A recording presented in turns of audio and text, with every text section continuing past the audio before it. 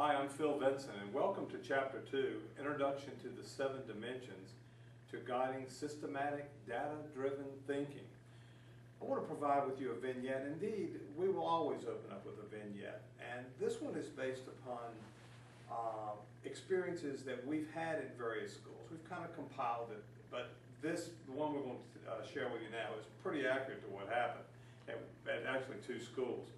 One school had some data. They were looking at their data. Now, they had data for several years. So they called a meeting, everyone sat down, they looked at the data, and one of the things they talked about, well, the data's mixed, nothing really great's happening here. We need some more work in literacy, but there's not a lot of money. We really can't do a lot of work in literacy unless we have some money. And some other one said, no, maybe we just send some people to a conference. And they'll go to a conference, and then they'll come back and tell us what they've learned on literacy. And this went on for a while, and we're sitting in the back of the room listening to this.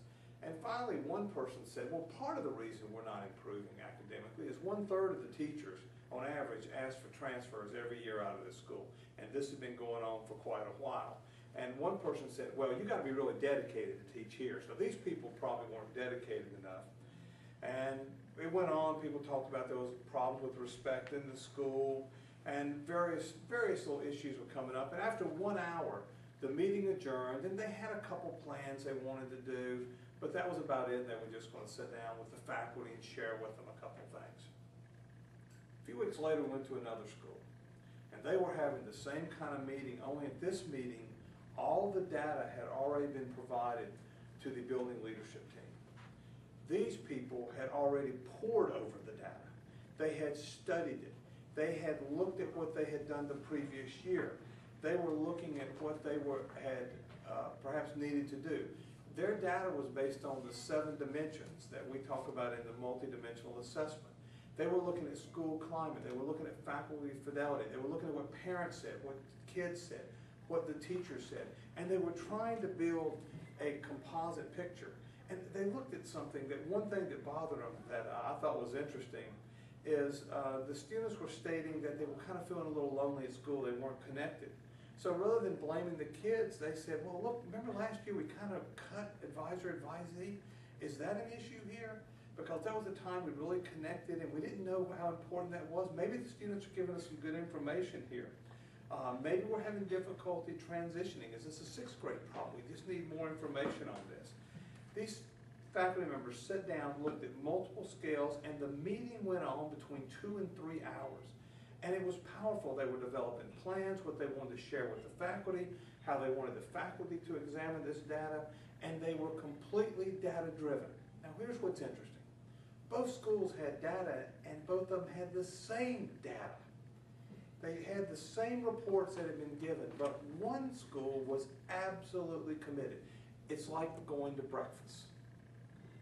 The chicken is involved, but the hog is committed. The second school was hoggish in that they were committed to using data to make the changes in their school. They were poring over it. They were truly a data-driven school.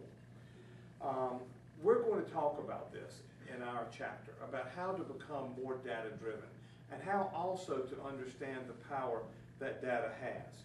We're going to discuss the idea of meta-analysis, and we're going to examine what we know over 50 years. And here's something that's very important. Simply because research has been done 50 years ago doesn't make it bad research. Good research is good research.